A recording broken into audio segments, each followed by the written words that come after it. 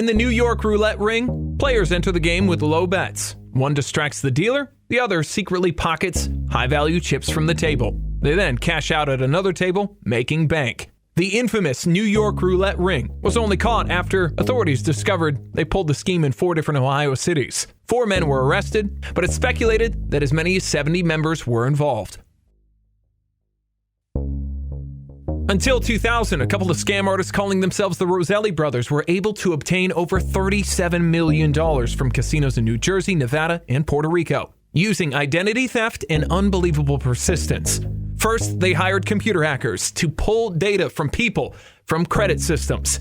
They then took out loans in those people's names at the casinos. They continued this scam for 5 years, betting with their new lines of credit. Then the Roselli brothers one day just stopped. It took 6 months for the FBI to even figure out the scam had taken place. The true identity of the Roselli brothers is still unknown.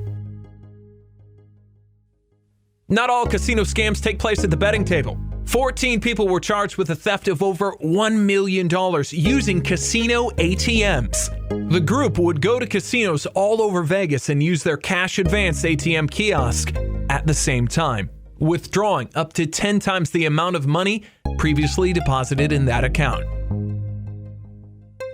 In '73, one of the cleverest roulette gaming scams took place in France and involved a radio transmitter, a corrupt casino dealer, his own brother-in-law, and the downfall of the operation, his own beautiful sister. The dealer had created a radio transmitter that fit inside a pack of cigarettes. When the sister at the table over pushed the radio transmitter's button, the ball at the table would fall from its spin on the roulette wheel and land in a group of 6 possible numbers with an impressive 90% accuracy. Using this trick in just a week, the trio managed to score roughly $1 million. The scammer's downfall actually came after the casino's owner took a romantic interest in the sister, but she turned him down. And shortly thereafter, the owner began to notice her presence in a different light. The Cutter Gang cheated their way into millions at the Baccarat tables in 2011. They were able to beat the system by accepting the standard offer to cut the cards after the dealer shuffles. A member of the Cutter Gang would drag the cutting card, along the deck's edge, separating the cards before placing them back in the deck. The secret: the player cutting the cards had a tiny camera in his cufflink to see the card values. The camera information was given to another member of the gang who would play winning hands every single time, knowing what cards were next.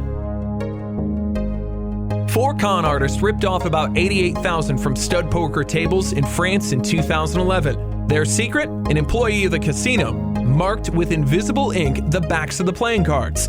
The men would gamble using special contact lenses to spot the cards that would give them the winning hands. The casino grew suspicious when the same players returned in the same week for a second round of high-stakes poker winning. In 2004, a trio of gamblers managed to take roughly $2.1 million US in a casino in London, utilizing sector-targeting laser technology. It is thought that the Ritz Roulette trio used laser scanners on their phones to determine the decaying orbit at the roulette table that predicted the numbers likely to win big. The trio was able to make calculations fast enough to place their bets before the ball made its final rotation. The gang was arrested, but since laser sector targeting isn't technically considered cheating, they were allowed to go with no charges. Incredibly, they did get to keep their money. Allegedly, championship poker player Philip Ivey Jr. schemed his way into $9.6 million at the Baccarat table in 2014, using a technique called edge sorting. A player using edge sorting does so by observing tiny defects or abnormalities in certain cards. Although it sounds like a fair tactic, edge sorting is frowned upon by most casino officials, especially the way that Ivey did it, in instructing the dealer to flip over the good and bad cards so he could see them better in prearranged directions. A man used his ties with organized crime as well as his day job as a jeweler to make perfect counterfeit coins and tokens used in the slot machines in casinos across the country. What's interesting about Louis the Coin is that many casinos only figured out they were being scammed when they discovered a surplus of tokens in their slot machines. In 2013, an unknown man was able to steal $30 million US from an Australian casino after hacking into the surveillance system. It's a heist straight out of a movie. Although casino officials have not revealed details on how the scheme works, Las Vegas experts may have deduced how it was accomplished. It's suspected that the player was wearing an earpiece while playing, while his accomplice monitored the surveillance footage of the casino itself. One security hacking, one earpiece, and $30 million later, the hunt still continues for this man's